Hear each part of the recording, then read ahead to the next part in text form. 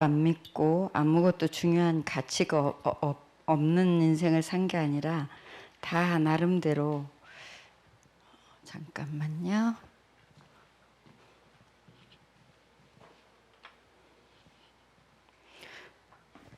나름대로 뭔가를 가치관을 갖고 살죠.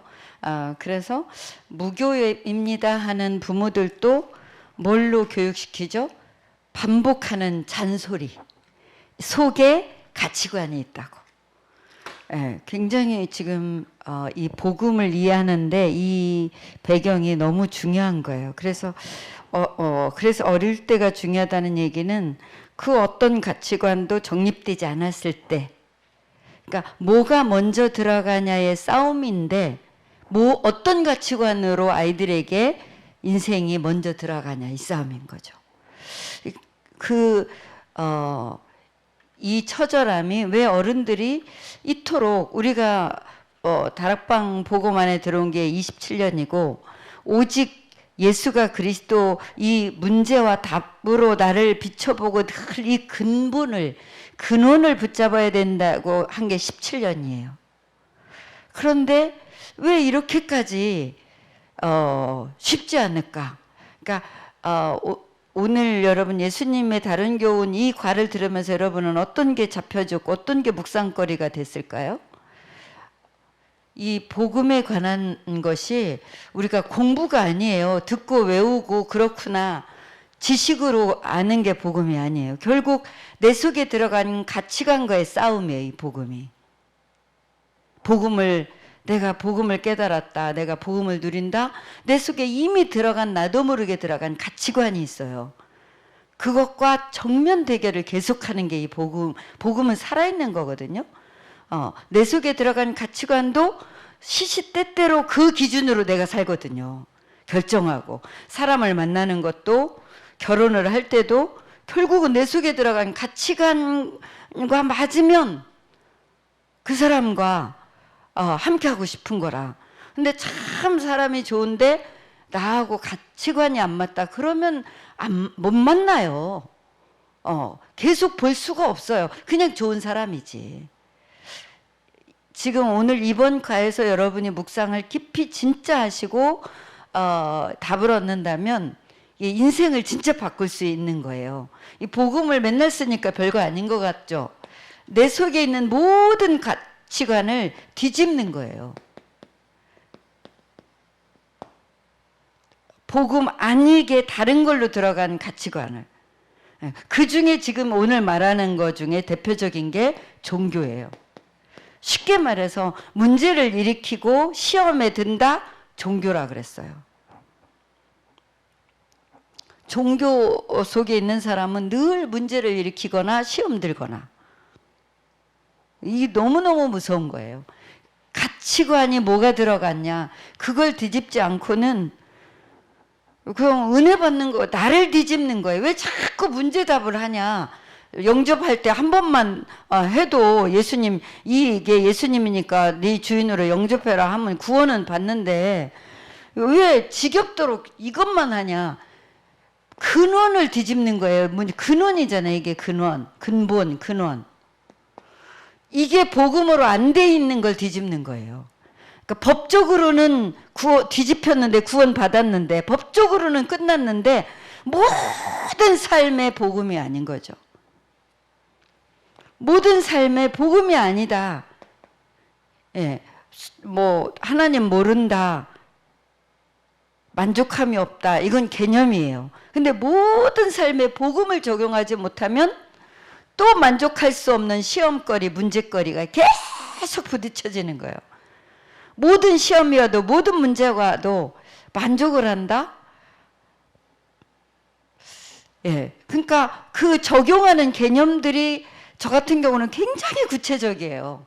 하나님이 알면 됐지. 시험은 사람들끼리 드는 거잖아.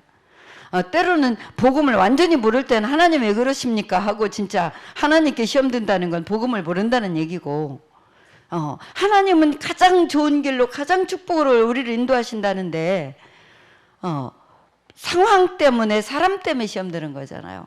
근데 하나님이 아신다. 그럼 끝나야 돼요. 하나님이 이 문제 아신다. 그 다음에는 나에 대한 하나님의 계획을 발견해야 돼요. 다른 사람에 대한 하나님 발견하는 건 참고사항이지 나에게 그게 답이 되진 않아요. 다른 사람 문제 때문에, 다른 사람이 문제 속에 갇혀서 힘들다 하는데 나는 그 사람 보고 시험 들잖아. 말하자면 그런 일도 얼마든지 있죠. 나에게 하나님의 절대 계획 발견하는 거. 그러니까 하나님의 절대 계획이 안 보이는 거, 그래서 힘 빠지는 거, 아니면 그냥 내 경험대로 하는 거, 아니면 에라 모르겠다고 그냥 모르겠다 하는 거, 다 하나님 떠난 상태죠. 그 상태에서는 벗어날 수가 없어. 뭔가에 묶여있는, 갇혀있는 상태라고. 다시 말하면 제대로 된 힘을 발휘할 수가 없어. 그 상태는 나를 속이는 사단의 전략을 절대 몰라. 예, 하나님이 아셔. 내가 다 해석할 수 없어. 지금 내가 답을 당장 얻을 수 없을 수도 있어. 그러나 하나님이 아셔. 이걸로 끝날 수 있어야 돼요. 그러면 기다릴 수 있어요. 예, 하나님이 나도 답을 찾게 하시고 저 사람도 답을 찾게 하시고 하나님이 반드시 하신다. 하나님은 알고 계신다. 반드시 거기서 따라오는 게 뭐죠? 하나님의 시간표가 있다. 그래서 두란노 교회 메시지 첫째가 뭐예요? 하나님의 절대껏. 하나님께만 절대가 있거든요. 그래서 하나님의 절대껏 이거 붙잡는 거예요. 그러니까 모르겠으면 하나님이 알고 계셔. 하나님이 그 다음에는 그 절대것이 뭘로 연결되죠? 절대 계획. 그 하나님의 절대 계획 나에게도 알게 하실 거고 필요하면 나와 함께하는 사람들에게도 하나님이 알게 하실 거야. 구원의 길이라는 것은 신분이 바뀐 건데 그 다음에 그 구원의 축복 속에서 사는 길을 찾아야 그때 이번 강단 말씀처럼 참 평화가 임하는 거예요. 구원의 축복을 누리면서 사는 것. 예, 그때 말도 안 되는 곳에서 나는 해방을 받을 수 있어요. 예, 그때 말도 안 되는 상황에서 나는 감사할 수 있어요. 이 구원의 축복 속에서 사는 길, 이걸 계속 적용해서 그리스도 적용하면 그게 나온다니까요. 예, 전도 열심히 해서 나오는 게 아니라, 기도 많이 해서 나오는 게 아니라, 성경 많이 읽어서 나오는 게 아니라 이 그리스도를 적용할 때 나와요. 답 찾은 자가 믿는 예수는 달라요. 다 같냐? 아니요, 달라요. 예수를 어떻게 믿느냐, 그 사람이 어디에 있냐가 중요한 거예요. 그리스도. 예. 새신자나 렘넌트에게는 입에라도 담게 해주는 게 성공이에요. 그죠? 뭐가 먼저 들어가냐는 이게 전쟁이기 때문에 머리로 입으로라도 담겨주는 거는 굉장한 성공이에요. 이게 시작이니까.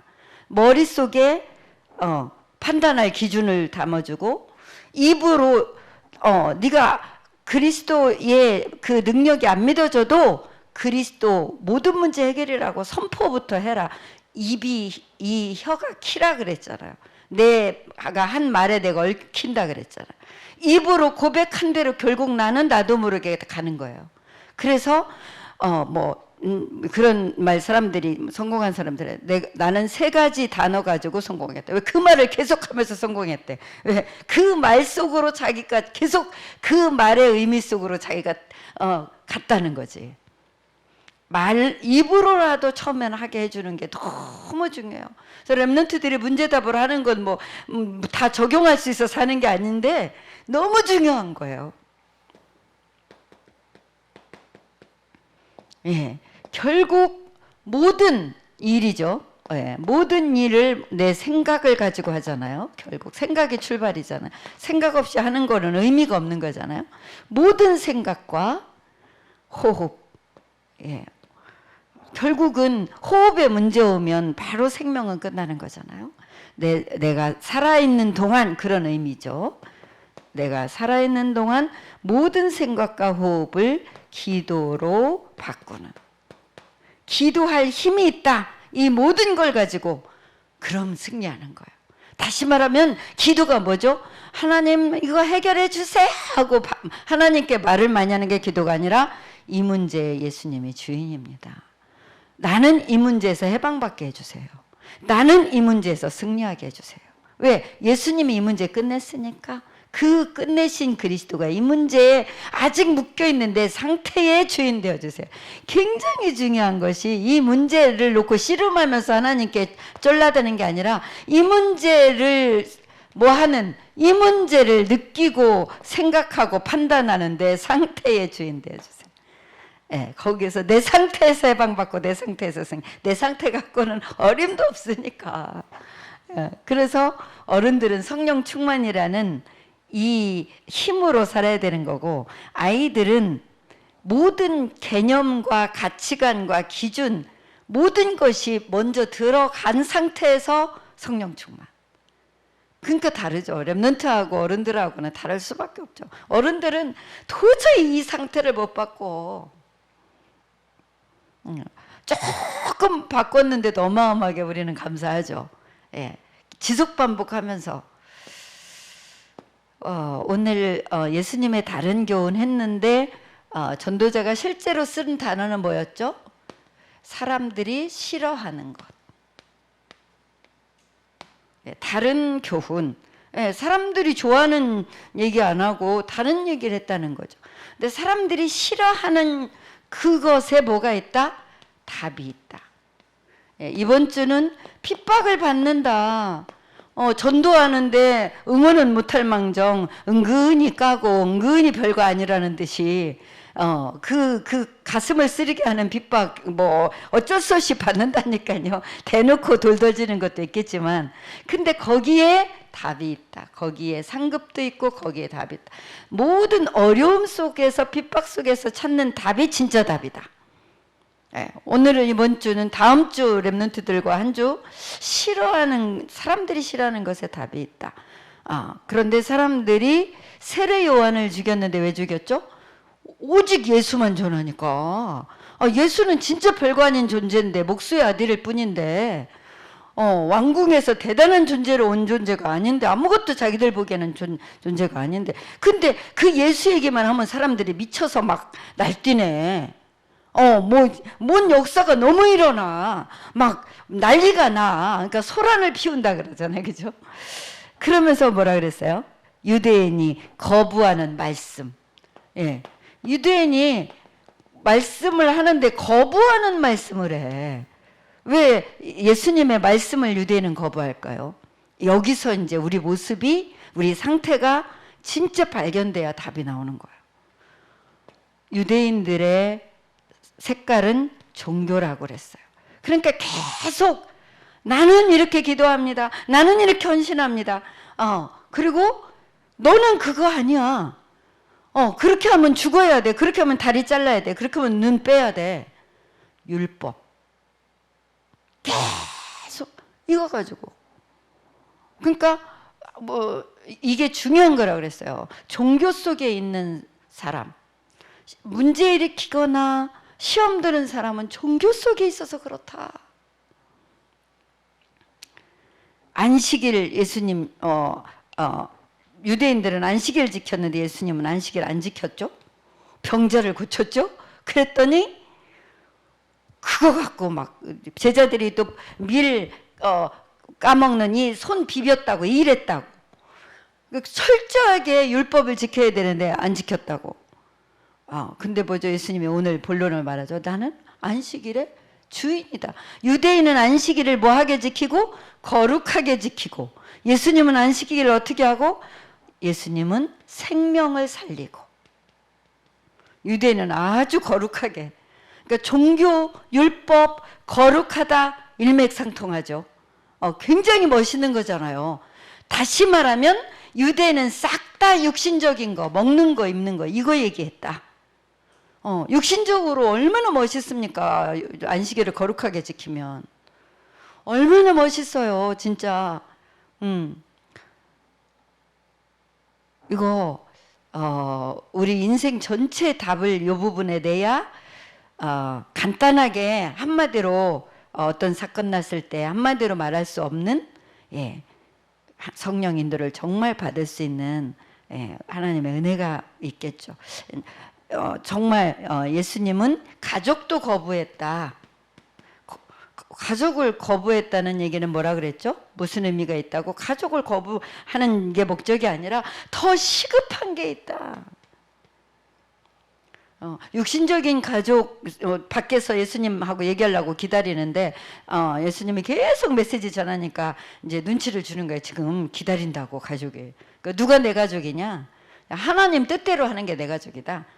이 말은 하나님 뜻을 붙잡는 게 시급하다. 육신적으로 가족끼리 아웅다웅 하는 것보다 더 시급한 게 뭐냐? 그거 말씀하시는 거예요.